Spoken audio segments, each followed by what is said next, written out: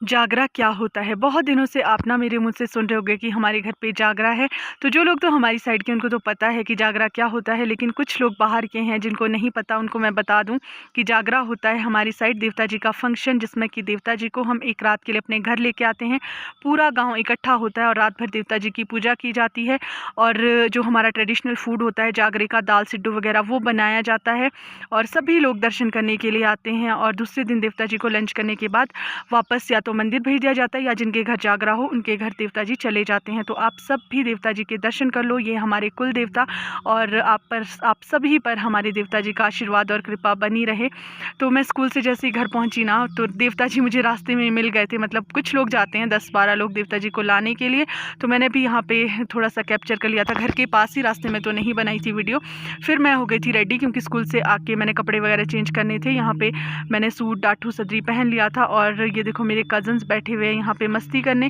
बहुत सारी बातें ये लोग कर रहे थे और मैंने सोचा क्यों ना ये वाला मोमेंट इनके साथ कैप्चर कर लिया जाए। और ये है आयुष, जिसको आप अभी डंडे लेके देखोगे। ये भी यहाँ पे मेरे को बुला रहा था कि ऊपर को आ जा, थोड़ी सी वीडियो बना ले, तेरी वीडियो भी बन जाएगी। और साथ में बोला था इसे अनफॉलो कर दो।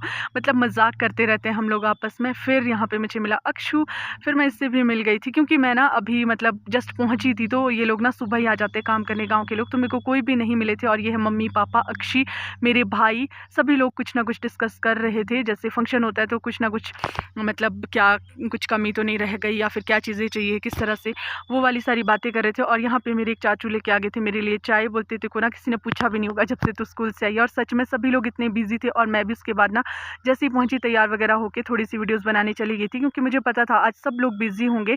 तो फिर यहाँ पे आए थे मेरे बुआ, ये ना दिन को पहुँच गए थे, मतलब मुझसे थोड़े पहले ही पहुँच गए थे। फिर बुई ने बोला किसने ना दिन भर से दूध नहीं पिया, ना खाना खाया हुआ किसी के हाथ से, तो तू पिला दे। फिर मैंने अक्षी को दूध वगैरह पिलाया, इसको दिया बुई के पास। और यहाँ पे देखो देवता जी को अंदर लेके जा रहे हैं और माला चढ़ाई जा रही है। और देवता जी को उठाया हुआ है, आगे जो खड़े हैं वो है मेरे पापा और पीछे की साइड से मेरे भाई ने। क्योंकि जब भी देवता जी किसी के घर जाते हैं ना, तो जिसके घर पे जागरा होता है वही देवता जी को अंदर लेके जाते हैं और बाहर को नहीं लेके आ सकते, अंदर उनको ही लेके जाना पड़ता है। तो यहाँ पे ना बारिश की हल्की-हल्की बूँदें भी शुरू हो गई थी। तो सभी लोग बोल रहे थे कि शुभ कार्य में ना बारिश होती है और ये तो वैसे भी इतना शुभ कार्य है कि पूछो मत।